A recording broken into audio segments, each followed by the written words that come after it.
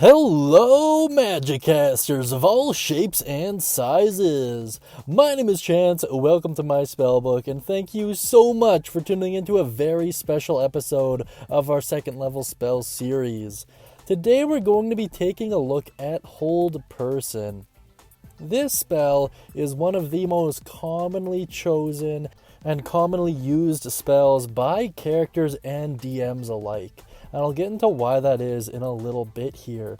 It is usable by the Bard, Cleric, Druid, Sorcerer, Warlock, and the Wizard, as well as a ton of subclasses. It is also found in the Player's Handbook, so we should all have access to it. To be quite fair, if you have access to this spell, I would strongly recommend you choose it, because let me tell you, it is something very, very special. That being said, let's take a look at the mechanics and see if you can figure out exactly why that is. So the effect at a glance is as followed. Target a humanoid. On a failed save, the target is paralyzed. The target can remake the save at the end of their turn, ending the spell on a success. The cast time is 1 action, the range is 60 feet, the duration is 1 minute, and this is a concentration spell. At higher levels, you can target 1 additional creature within 30 feet for each slot level above second. And the components are the Holy Trinity, so verbal, material, and somatic. The material component, in case you're curious, is a small straight piece of iron, which is kind of cool. And the school is Enchantment. Now let's move on to the full description here and really get into the meat and potatoes of this spell. Choose a humanoid you can see within range. The target must succeed on a wisdom saving throw or be paralyzed for the duration.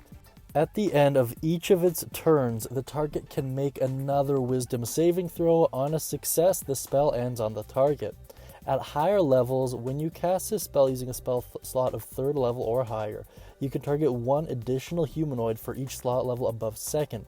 The humanoids must be within 30 feet of each other when you target them. Very cool stuff, absolutely amazing. Now, the reason why this is so good is because of the paralyzed condition. So the paralyzed condition reads as follows. A paralyzed creature is incapacitated and can't move or speak. The creature automatically fails strength and dexterity saving throws. Attack rolls against the creature have advantage, and this is the best part. Any attack that hits the creature is a critical hit if the attacker is within 5 feet of the creature. Now, needless to say, there is a ton of benefit for your melee companions in terms of this spell.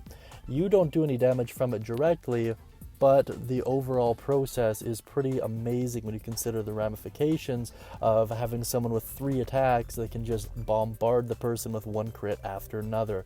This is especially useful if they're capable of adding extra damage to their attacks, much like Paladin Smites. In any case, let's take a moment and go over some alternative uses here. So the best way to use this is to target 1 foe and just obliterate them. I think that's probably the way I've most commonly seen this be used, and I think it's very cool and very interesting. It's just a great way of singling out a target and dealing with them quick. Outside of that, this is also a great way of dealing with guards. You can literally cast a spell on them and just walk right around them, and they can't do a single thing to stop you. Pretty badass, pretty cool, I really like it. Another great way to use this spell is to use it to interrogate people. Use it to get information out of them. I get that they can't speak, but it shows that you mean business, so when the spell ends, they're really able to communicate with you very clearly as to not get you angry. This is also goes double for any spells that manipulate the mind. I would make a strong argument that any spells relating to that would be automatic successes.